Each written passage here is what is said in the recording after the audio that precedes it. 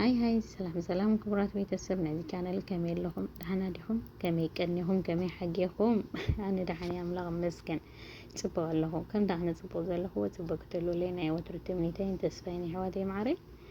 مكان عليه حدش تروحونكم سبسكرايب لايك شير ناقولكم عبرات احنا حوادي تفي أني رانا نوح جزء يا تسجي من الناس اللي هنا وسدت كبيدينا أو تحتسب نحرت جزاهم كا العلمان دليتات كهمالة الكاي كلني سلازي بقومية تفياني ريكرتا إنا سبسكرايب لايك نقولكم أبرات يعني حوادي تنقرا كونوي أنا أخفتني كل نقر تواقعي معنا تسفى قبرا أنتم سبسكرايب تقول ليك أنا بتعامي إذا مسكن تينكي كلكم فتو لما عندي وانا يوم زيجن انكو عبزحكم انكو عبزحنا عبزحكم وسعنا إني لما عندي انكو عبزحكم كلكم فتحوا هذي متاو حماماتي وفسعنا متاو حماماتي زوات مالتي سناي سجدان جزيني صبغنا سجدان جزي هنا لكم إذا حلفت صوماتني 4 صوم كأنا بصبغ حلفكم ما تكونوا تسفى يقبر قلت فينا لكم السر هلا كي يسوعني هنا ለማንኛው ጽቡቅናይ ስግዳን ጊዜ ይሁንልና ይህዋቴ ማረይ ንወልዕ ነርና ዲና ቅድሚሕ ንወልዕ ነርና እስከመይ ገናይና ስግዳን ክንሰግድ ከመይ ገናይና ናይ ጾም ሕማማት ክንጸውም ኣይትበሉ ኣምላኽ ልቢ ዝርኢ ብዙሕ ነገር ኣሎ ፈተነታት ይገጥመና እዩ ኣብ ስደት በተለይ ዘለና ወዳት ይኹን ኣገላት ይኹን ኣብ ትሕቲ ሰብ ድሕር ኮንካ ሞሊእ መልእልካኒ ምግቢ ዘይብሉ ገዛ ኣሎ ገለሎ ብዙሕ ነገር ኢና እግዚአብሔር አምላክ ንሱ ይኮነን ካሊ ይፈልጥ ስለዚህ ብንጹህ ልቢ ንሕና ነዘን 5 መዓልቲ ግን ክንሰግድን ክንጸውምን ይዘለና ኢለ ዝሓስብ ከማነ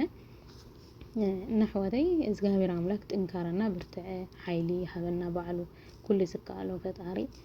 ምንታና ክብል ብዙሕ ነገር ዝኸፈለ ምንታና ክብል ብዙሕ መስዋዕት ዝኸፈለ እና نحن خاني نزن 5 معالتي نتميت نصماتن مقوقام ما ينسن كنبل يبلنا نحواتي سلامنتاي نسو من تانا قبلي زخلي مسوات خفيلو زخلي تغريفو زخلي دموسيسو سقلت استسقللوني عارف سقلت استسقللو مسكل سقلت مالتينا من تانا قبلي زخل نجر نحن خاني انت خوينا داني 5 معالتي كون نخالي خنصوم زيبلنا نصوم كينا زلنا ننتاي ጥንካሬ ይበና ተጸይምና ከኩል ነገርና ንርሐቅ ከኩል ነገር ነፍስና ስጋ በሊዕ አይትብልን ስጋ በሊዕ አይትብልን ብሉ ማዓልቱ በሊዕ ተትውል ተጥዑም ተትበልዕ ተጥዑም ተትሰቲ በሊዕ እንዴት ጸጊበ እንዴት አይትብልን ጸኒሓ ተሐተካያ ጸኒሓ ተሐተካያ እና ነፍስና ከኣ ክንቀጽ ኣለና ሕዋቴ ማሬ ብዘለና ክእሎ ብዘለና በቃ ንሽንተ ግስቲ ዝኾነ ነገር ተፈቲን ካትሐልብና ስጋ ዋጋ ይብላን ስጋ ዋጋ ይብላን ናይ በሐቂና ነብስና ግን ክንሐትታለና ንጾም ንዝተወሰነ መዓልቲ ክንጸውም ኣለና ብትዘለና ዓቕሚ እግዚአብሔር አምላክ ዘይፈልጦ ነገር የለን ማለት ኣነ ንጽህት ኮይነ ጸዋሚት ኮይነ ኮንኩን ግን ከማይን ክንዳይን ዝኣመሰልኩም ሕዋተይ ኣነ ብዙሕ ትምህርቲ ክረክብ ስለዝኽደሊ ንባዕለይ እውን ጠንኪረ ማለት ክትንክራለን ስለዚህ ኢለ ዝሓስብ የምበር ተጸውማለን ኢለ ስለ ዝሓስብ የምበር ጻዲቅ ኮይነ ወይ ገለ ኮይነ ይኮንኩን ይቅርታ ጎርለ ሕዋቴ ማሪ ብዙሕ ነገር ስጋ በሊዕ ስለዘይ ትብል ንሓሙሻ መዓልቲ ዓመፃማይ ንስእንኒና እንታ ኮይና ዘይንሰግድ በቃ ኣነስ ከምዚ ክትብራለን እንተልካ ዘይኸውን ነገር የለን ሕዋቴ ማሪና ኣምላኽ ይሕግዝኩም ይሕግዘና ፈጣሪ ጽቡቕ ናይ ስግዳን ጊዜ ይኹነልና ስግዳን ጽቡቕናይ ስግዳን ጊዜ ጽቡቕናይ ኣውደ ዓመት ጊዜ ይኹነልና ኣብ ስደት ዘለና ስደትና ሓጺሩ ብሰላም ንዓመት ከምዝሎሚ ስድራና ንረኽበሉ ስድራና ንተሐቆፈሉ ዓድና እውን ሰላም ይግበረልና ኣሕዋተይ ማዕረይ ስጋኣትና ዓድና ህዝብና ፋሕፋሕ ይብለሎ ህዝብና ፈዲ ይመውተሎ ብጣዕሚ ከቢድ እንሄና ብጾምን ጸሎትን ክስገር ዝኽእል ዘመን እዚ ትሪእዎ ኣለኹም ዓለም ትናወጽያ ዘላ በተተበለ ሓያላት ሃገራት እንኳን ተደፊራን ብዙሕ ነገር ነው ትሪእዎ ኣለኹም ማለት እዩ ስለዚ እቲ ኩሉ ነገር ዝገብር እቲ ኩሉ ዝፈልጥ እቲ ኩሉ ዝሕግዝ ኣምላኽ እዩ ካብ ሰብ ዋላ ሓደ መፍትሒ ይብሉን ኣሕዋተይ ማዕረይና ዝኸኣልና የንፈጣሪና ንለምን ስሕዋትና ክንራኸብ ስድራና መሬት ዓድና ክንረግጽ ዓድኻ ከተልዕል ኩሎም ብጣዕሚ እኮ ይሕማቕኒ ዓዲ ደው ኢልካ ጽቡቕ ኣይትሰምዐሉ ጽቡቕ እዝንኻ ይሰምዕኒ ኣብዚ ትኾነ ንሳቶም ተሸቂሎም በኣና ብዙሕ ነገር እዮም ዝብሉ እና ተሓስቦ ትገብሮ ይጨንቀካ ብሓቂ እንታይ ሰሪሕካ ይሰራሕካ ወላ ፋይዳ የብሉን ትርጉም የብሉን በቃ ማለት ዓለም ኣብ ትናወፀሉ ዘላ ግዜ ሎሚ መራሒ ይኹን ካልእ ይኹን ዝገብሮ ነገር የለን በቃ ኣነ ተስፋ ቆሪፀ ብኡ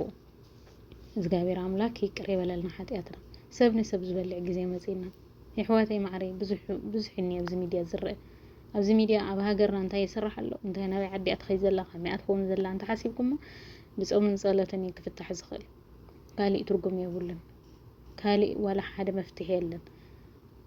በቃ ዘይፍለጥ ኣምልኾታት ነንርእስኻ ሰብ ንሰብ ዝበልዕ ኣነና ንመጀመርያ ግዜ ደንጊፀ ብንምዓት በቃ ምቆቋምሲ ንሕወተይ ኣምላኽ ዳ እሞ ካብዚ ንላዕል ዳ እሞኒ ክቁጣዕ እምበር እንታይ ዳ ክገብር ዳ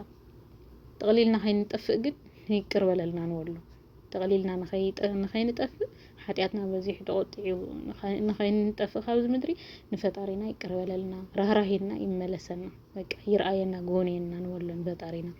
ብዘለና ክእሎ እዚ እንተይልና ኢና በቃ እምበር ሓው ብልዕሊ ሓው ኣቦ ጓለ ብርእሲ ዲኣት ትልዓል ወዲ ኣብ ልዕሊ ቡኡ ዝለዓል ኣነ ንመጀመርያ ግዜ እንድዒታ ኢና ናብና ንኸንዲ ዘለና ብጣዕሚ ዘናደካ ብጣዕሚ ዘሕዝነካ ይቅር ይበለልና እግዚአብሔር ኣምላክ ይቅር ይበለልና ኣሕዋተይ ማዕረይ ኩሉ ዝከኣሎ ኩሉ ዝፈልጥ ኣምላኽ ይቅር ይበለልና ክብለኩም ይደልና ጽቡቕ ናይ ስግዳን ግዜ ይኹነልኩም ጽቡቕ ኣውደ ዓመት ይኹነልኩም ብኻሊእ መደብ እስካብ ዝመፀኩም ስሰናዩ ኣብ ዘለኹም ሰላም ኩኑለይ